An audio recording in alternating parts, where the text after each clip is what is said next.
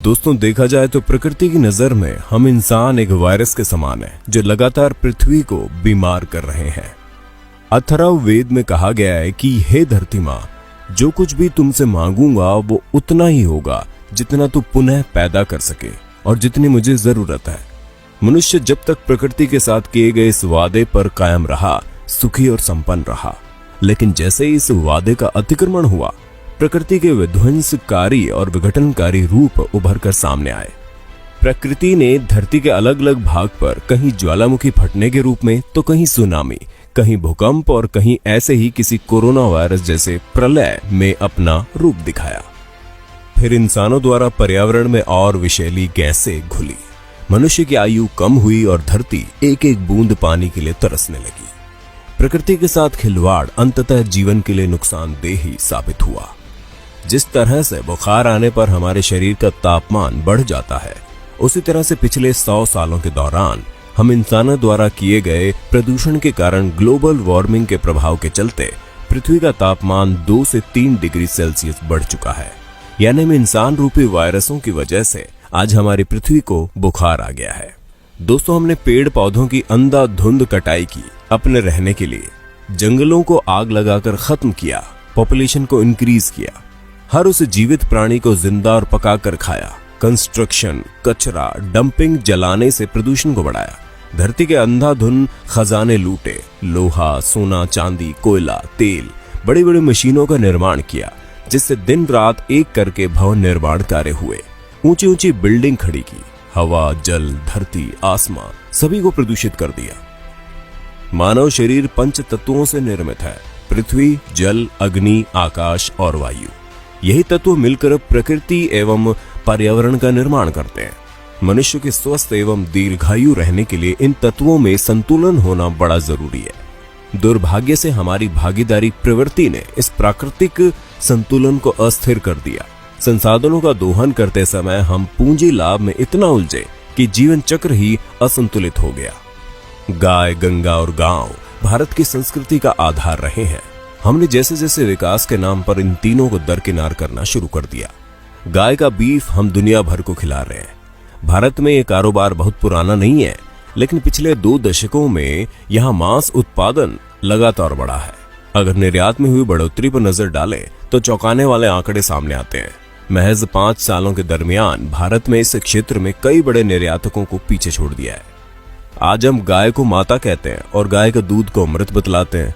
बेशक गाय का दूध अमृत है, लेकिन हमारे लिए नहीं। गाय का दूध अमृत है गाय के बछड़े के लिए। आप गाय को माता कह सकते हैं, लेकिन क्या गाय भी आपको अपना बेटा मान सकती है? जबकि आप उसे खूंटे से बांध कर रखते हैं और जो दूध उसके बेटे यानी बछड़े के लिए था उसे खुद पी जाते हैं। और दूसरी तरफ गंगा माँ, जिसे हिंदुओं द्वारा पवित्र मानी जाने वाली नदी में 20 लाख लोग रोजाना धार्मिक स्नान करते हैं। हिंदू धर्म में कहा जाता है कि यह नदी भगवान विष्णु के कमल चरणों से अथवा शिव की जटाओं से बहती है। लोगों को मोक्ष दिलाने वाली गंगा का पानी प्रदूषण के कारण काला पड़ रहा है। गंगा में प्रदूषण का प्रमुख कारण इसके तट पर निवास करने वाले लोगों द्वारा नहाने, कपड़े धोने, सार्वजनिक शौच की तरह उपयोग करने की वजह है। अनगिनत टैनरीज, रसायन संयंत्र, कपड़ा मिलों, डिस्टिलरी, बूचड़खानों और अस्पतालों का अपशिष्ट गंगा के प्रदूषण के स्तर को बढ़ा रहा है। यह हाल सिर्फ गंगा का नहीं है, ऐसे ही सभी नदियों का हुआ। वैसे आज के युग में हमने विज्ञान के दम पर बड़े बड़े इंजन बना लिए हैं, किस वजह से बहुत तेजी से इंडस्ट्रीकरण हो रहा है। लेकिन हमने ईंधनों के रूप में कोयले, डीजल, पेट्रोल आदि का प्रयोग शुरू कर दिया और पूरे वातावरण को प्रदूषित कर दिया।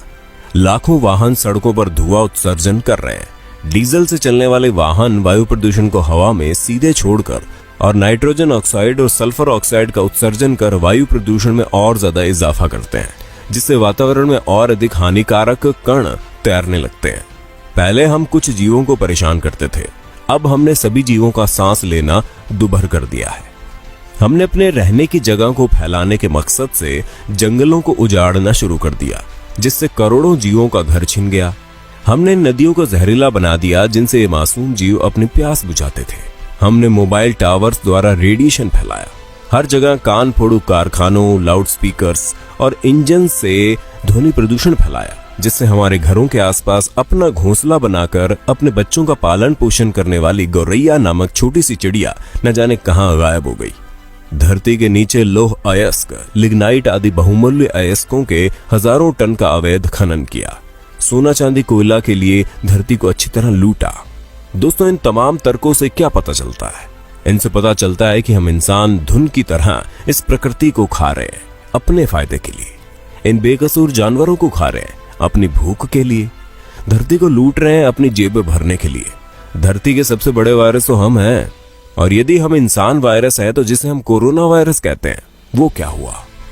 अगर हम इंसान वायरस हैं तो कोरोना हुआ प्रकृति का एंटीवायरस, जिसने हम इंसानों पर हमला बोल दिया है। उसी तरह जैसे हमारे लैपटॉप में अनचाहा वायरस घुस जाए तो कोई अच्छा सा एंटीवायरस इस्तेमाल करते हैं ना, उसी तरह कुदरत हम जैसे निकम्मे वायरस को मिटाने के लिए कोरोना जैसे एंटीवायरस की उत्पत्ति करने में जुटा है। कहते हैं कोरोना वायरस जानवरों से हम इंसानों को मिला, किंतु मुझे तो कोई जानवर इससे प्रभावित होता हुआ नहीं दिखाई दिया। अपने आसपास घूमते कुत्ते बिल्लियों को देखो, वो वैसे ही घूम रहे हैं बिंदास, ना ही इनकी संख्या में कोई कमी आई है। घरों में तो हम इंसान दुबके हुए हैं, घूमने फिरने की पाबंदी तो हम इंसानों पर लगी है। दोस्तों, दुनिया के हर जीव की संख्या या तो नियंत्रण में है या फिर कम हो रही है। वो तमाम जीव खुद ही एक दूसरे को खाकर अपनी संख्या नियंत्रित किए हुए हैं। लेकिन इंसान की संख्या भला कैसे नियंत्रित हो? भले ही हम इंसान बाकी सभी जीवों पर राज करते हो, उन्हें अपने तरीके से इस्तेमाल में लाते हो, लेकिन हम भूल जाते हैं कि प्रकृति हमेशा अपना संतुलन बनाए रखती है।